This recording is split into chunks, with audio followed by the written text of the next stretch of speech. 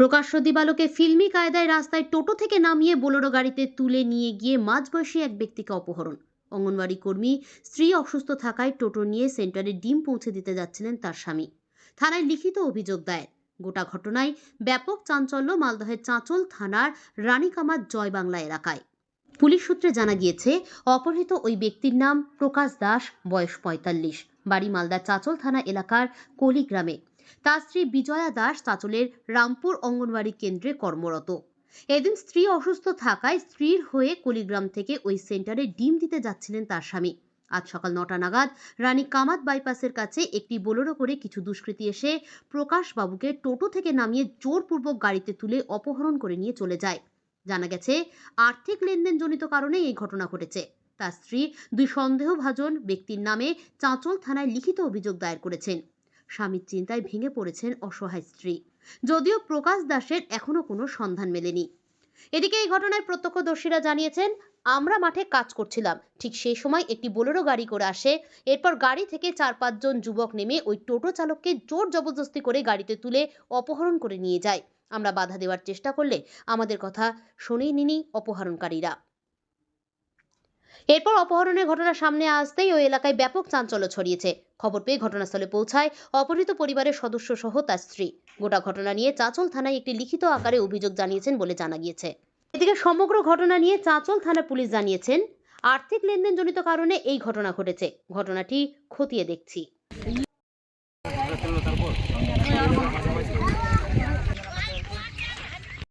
ভাই দেখলে তো কথা হয়ে যায়, টোটোওয়ালাটা কোথায় না থাকে, টোটোওয়ালাটা কোথায় না থাকে, আরো কেন কি হলো তানু তো ভাই কথাকে মুই কোনো অন্যায় করিনি, মুই কোনো দোষ করিনি, মুখ কেন উঠা থেকে গাড়ি খানের ইটা দেখছে না নি ওই ইটা দরজাটা এমনি করে লোকটা লাভ দিয়ে এমনি করে চারেছে, ওর গাঞ্জি খান ছেড়ে দিলি, প্যান্টটা ছেড়ে দিলি, জুতা হাতে ফাঁকাই দিলি, আর ওই একটা ওই নিবালাটা ওই ড্রাইভারটা ওর পাখার এমনি করে দিয়া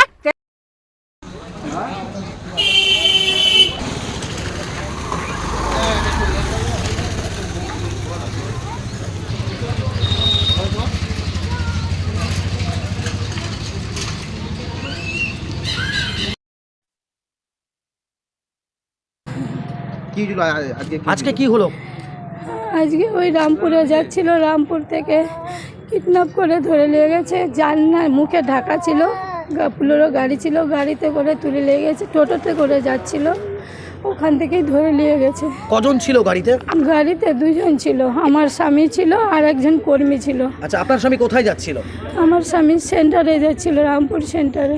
আচ্ছা, কোন সেন্টারে? এটা কি কাজ করতে সেন্টারে? ICDS centre. আপনি আইসিডিএস কাজ করতেন? হ্যাঁ। তো আপনার স্বামী কেন গেল আজকে? আমার শরীর অসুস্থ ছিল, সেই জন্য স্বামীকে পাঠিয়েছিলেন? সেই জন্য আমি স্বামীকে পাঠিয়েছি। কেন অপহরণ হলো আপনার স্বামী? কারণ কি? কারণ আমাদের সঙ্গে আমার সঙ্গে কোনো লেনদেনই ছিল না, ওদের কারো জানতাম না। আমার ছেলের সঙ্গে ছিল। কাদের লেনদেন? হ্যাঁ, তাদের সঙ্গে লেনদেন ছিল। কি নাম তাদের? তাদেরও এর আগে আমার ছেলেকে কৃষ্ণা আর রাজা বাড়ি থেকে তুলে নিয়ে গেছিল। কেন নিয়ে গেছিল? ওই যে টাকা পাচ্ছিল নাকি, টাকা দিয়েছিল, আমি তো জানি না ওগুলো কিছু। ওই সুদের পর নিয়ে দিয়েছিল বলে ওরা 50 লাখ টাকা সুদের পর। আমার ছেলে সেলুনের কাজ করে, ও কোথায় পাবে যে ওকে কেন দিয়েছিল ওরা 50,000 টাকা? হ্যাঁ, 50 লাখ টাকা দিয়েছিল। জানি না, ওরা পরে আসে আমাদেরকে হুমকি দিয়েছিল, বাড়িতে ওরা এসেছিল, বলে গেছিল ছেলেকে। তো বলছি, আপনার স্বামীকে কেন তোলা হলো? আপনার ছেলের? ওই যে আমার ছেলের জন্য আমার স্বামীকে তুলে নিয়ে গেছে। তো এখন আপনি কি করছেন? কোথায় আছেন এখন আপনি? থানায় এসেছেন? থানায় এসেছি। অভিযোগ করবেন? অভিযোগ করব। কি চাইছেন আপনি?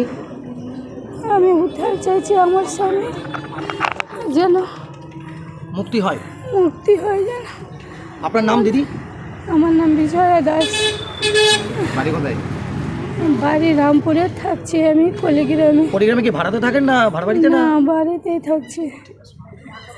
চাকরি করছিল আমার ভাই বউটা, তো আমার ভাই বউ আজকে অসুখ পড়ে গেছে, ও আসতে পারেনি।